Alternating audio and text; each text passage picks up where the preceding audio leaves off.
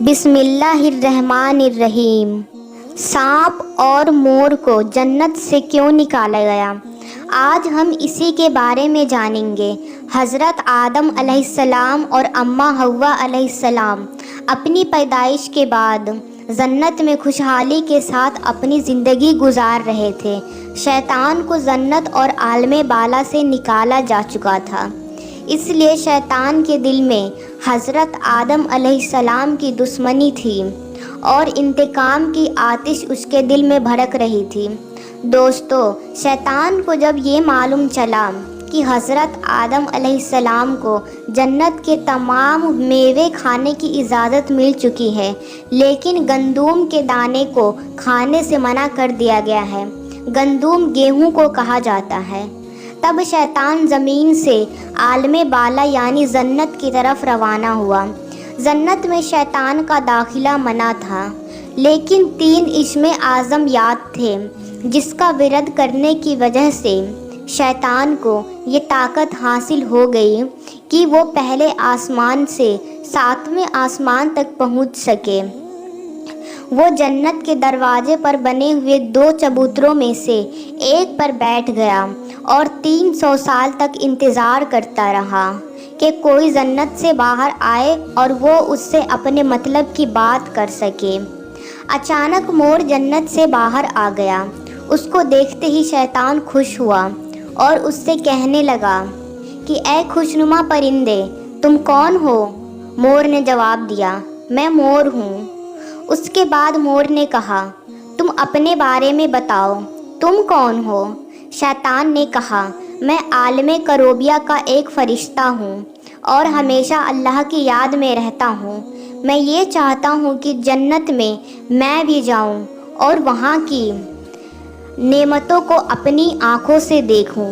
شیطان نے مور سے کہا، اگر تم مجھے جنت کے اندر لے کر چلو گے تو میں تمہیں 3 ایسی باتیں بتاؤں گا جس سے تمہیں ابدی زندگی حاصل ہو جائے گی، تمہیں کبھی بڑھاپا اور بیماری نہیں آئے گی اور تم ہمیشہ جنت میں رہو گے۔ لالچ میں آ کر مور نے کہا کہ مجھ سے تو اتنی طاقت نہیں ہے کہ میں تمہیں جنت میں لے جاؤں، لیکن ایک سانپ میرا دوست ہے، وہ شاید تمہاری کوئی مدد کر سکے۔ یہ کہہ کر مور سانپ کے پاس آیا اور اسے سارا ماجرا سنایا۔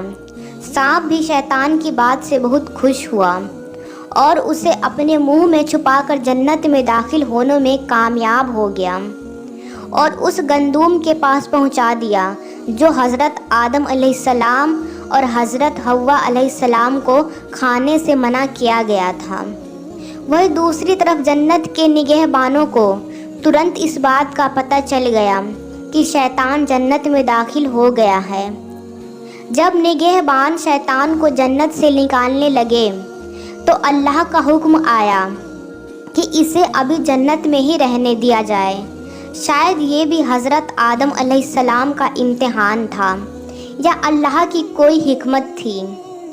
جنت میں رہنے کا حکم جب شیطان کو مل گیا تو وہ حضرت آدم علیہ السلام اور اماں حوا علیہ السلام کے پاس جا کر محبت اور عقیدت کا اظہار کرنے لگا، اور یہ دونوں اس شیطان کو پہچان نہ سکے کیونکہ اس نے اپنا حلیہ بدل لیا تھا۔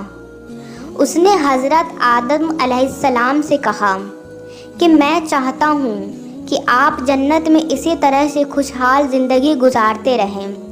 حضرت آدم علیہ السلام شیطان کی بات سن کر گہری سوچ میں ڈوب گئے۔ شیطان نے کہا، اگر آپ نے میری بات پر عمل کیا تو یقیناً آپ کو ہمیشہ جنت کی ہر نعمت حاصل رہے گی۔ یہ سن کر حضرت آدم علیہ السلام شیطان کے بہکاوے میں آ گئے اور پوچھے کہ یہ کس طرح ممکن ہے۔ تب شیطان نے کہا، اگر اس گندم کے دانے کو اگر کوئی آپ دونوں کھا لے تو آپ کو ابدی حیات حاصل ہو جائے گی اور آپ جنت میں ہی رہیں گے۔ یہ بات سن کر حضرت آدم علیہ السلام کے دل میں رجحان پیدا ہوا، لیکن ان کے دل میں اللہ کی نافرمانی کا خوف آ گیا۔ لیکن حضرت اماں حوا शैतान की बातों में आ गई और उनके कहने पर दोनों ने उस गंदूम के दाने को खा लिया, जिसके बाद दोनों बेलिबास हो गए। जिस्म से जन्नत का लिबास गायब हो गया। उसके बाद उन्हें बहुत शर्मिंदगी महसूस हुई और अल्लाह से रो रो कर माफ़ी मांगने लगे।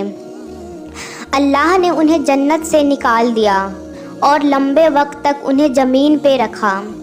उसके बाद ही जिस पैर से मोर शैतान को जन्नत में लेकर गया था, उससे भी वो खूबसूरत पैर वापस ले लिए गए और बदसूरत पैर बना दिए गए।